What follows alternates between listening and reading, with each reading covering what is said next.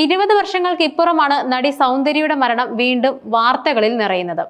2004 April 17 വിമാനാപകടത്തിലാണ് സൗന്ദര്യയുടെ ദാരുണാന്ത്യം. എന്നാൽ സൗന്ദര്യയുടേത് അപകട മരണമല്ലെന്നും ആസൂത്രിത കൊലപാതകമാണെന്നുമുള്ള ആരോപണം ഉയർന്നിരിക്കുന്നത് നടൻ മോഹൻ ബാബുവിന് എതിരെയാണ്.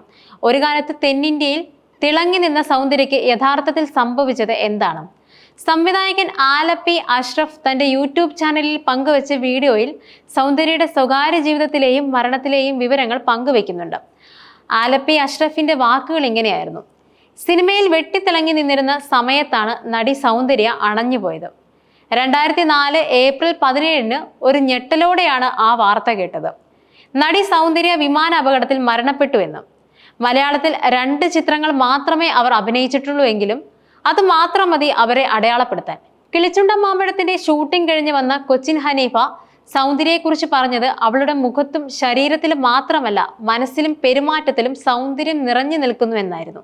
സൗന്ദര്യയെക്കുറിച്ച് ലിസിയോട് ചോദിച്ചപ്പോൾ അവർ പറഞ്ഞത്, അഷ്റഫിക്ക, ആ കുട്ടി ചിരിച്ചാൽ പൗർണമി നിലാവ് വിടരുന്നത് പോലെ തോന്നുമെന്നാണ്. തന്നെക്കുറിച്ച് ഒരു പരാതിയും പറയാനുള്ള അവസരം അവർ ആർക്കും കൊടുത്തിട്ടില്ലായിരുന്നു. സെറ്റിൽ വളരെ അച്ചടക്കത്തോടെയാണ് പെരുമാറുക. സമയത്തിന് ഷൂട്ടിങ്ങിന് വരാതിരിക്കുകയോ ശാഠ്യം പിടിക്കുകയോ ഒന്നുമില്ലായിരുന്നു. വേദനയോടെയാണ് ലിസി ഇത് പറഞ്ഞുവെങ്കിലും സൗന്ദര്യയുടെ കാര്യം പറയുമ്പോൾ ലിസിക്ക് 100 നാവായിരുന്നു. പൊന്നുമണി എന്ന തമിഴ് സിനിമയിൽ കാർത്തിക്കിന്റെ നായികയായിട്ടാണ് സൗന്ദര്യയുടെ അരങ്ങേറ്റം. തന്റെ വ്യക്തിപരമായ പല കാര്യങ്ങളിലും സൗന്ദര്യ ഉപദേശം തേടിയിരുന്നത് സംവിധായകൻ RV ഉദയകുമാറിനോടായിരുന്നു. ആന്ധ്രയിലും കർണാടകയിലും വെച്ച് സൗന്ദര്യ പല പ്രണയക്കുരുക്കുകളിലും പെട്ടിട്ടുണ്ടെന്നും ഉദയകുമാർ പറയുന്നുണ്ട്. അവിടെയൊക്കെ പ്രശ്നങ്ങളും ഉണ്ടായിട്ടുണ്ട്.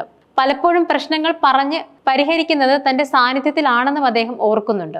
ബന്ധുവും ബാല്യകാല സുഹൃത്തുമായിരുന്ന GS രഘുവിനെയാണ് സൗന്ദര്യ വിവാഹം കഴിച്ചത്. ആ വിവാഹ നിശ്ചയത്തിനും കല്യാണത്തിനും തനിക്ക് പങ്കെടുക്കാനായില്ലെന്നും ഉദയകുമാർ പറയുന്നുണ്ട്. മിക്കവാറും എല്ലാ ദിവസങ്ങളിലും തന്നെ വിളിക്കാറുണ്ടായിരുന്നു. മരിക്കുന്നതിന്റെ തലേ ദിവസവും തന്നെ വിളിച്ച് 1 മണിക്കൂറോളം സംസാരിച്ചു. താൻ 2 മാസം ഗർഭിണിയാണെന്നും അതിൽ പങ്കെടുക്കണമെന്നും സഹോദരന്റെ ഇഷ്ടപ്രകാരമാണ് പരിപാടിയിൽ പങ്കെടുക്കുന്നതെന്നും അവർ പറഞ്ഞു. തൊട്ടടുത്ത ദിവസം ആ ഞെട്ടിപ്പിക്കുന്ന വാർത്തയെത്തി: വിമാനാപകടത്തിൽ സൗന്ദര്യ മരണപ്പെട്ടുവെന്നും. അപ്പോഴാണ് അദ്ദേഹം ആദ്യമായി സൗന്ദര്യയുടെ പുതിയ വീട്ടിലെത്തുന്നത്. അദ്ദേഹം വീണ്ടും ഞെട്ടി. ആ വീടിന്റെ മുൻവശത്തെ ഭിത്തിയിൽ തന്റെ ഒരു വലിയ ഫോട്ടോ വെച്ചിരിക്കുന്നു. തന്നോടുള്ള സൗന്ദര്യയുടെ സ്നേഹമോർത്ത് അദ്ദേഹം വിതുമ്പി. സഹോദരനായ അമർനാഥിന്റെ രാഷ്ട്രീയ താല്പര്യമാണ് സൗന്ദര്യയും രാഷ്ട്രീയത്തിലേക്ക് എത്തിച്ചത്. ആന്ധ്രയിലെ ഒരു BJP റാലിയിൽ പങ്കെടുക്കാൻ അമർനാഥ് സഹോദരിയെയും കൂട്ടിക്കൊണ്ടു പോകുന്നു.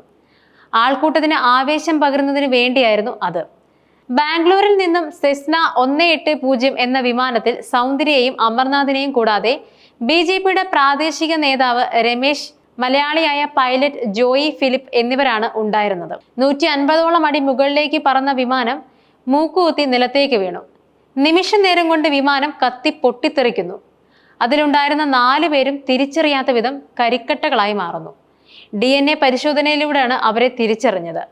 2 പതിറ്റാണ്ടുകൾക്കിപ്പുറം സൗന്ദര്യയുടെ മരണം ഒരു ആസൂത്രിത കൊലപാതകമാണെന്നുള്ള വിവാദം പൊട്ടിമുളച്ചിരിക്കുകയാണ്. പ്രതിസ്ഥാനത്ത് നിൽക്കുന്നത് തെലുങ്ക് സിനിമയിൽ പേരുകേട്ട മോഹൻ ബാബു എന്ന നടനാണ്.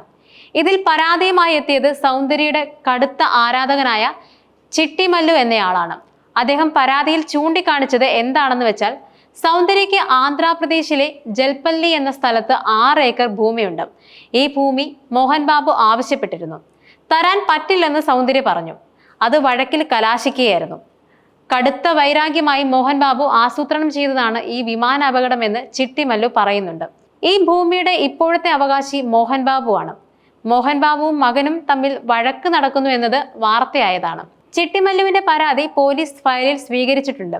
എന്നാൽ സൗന്ദര്യയുടെ ഭർത്താവ് പറയുന്നത് ഇതിൽ യാതൊരു സത്യവും ഇല്ലെന്നാണ്.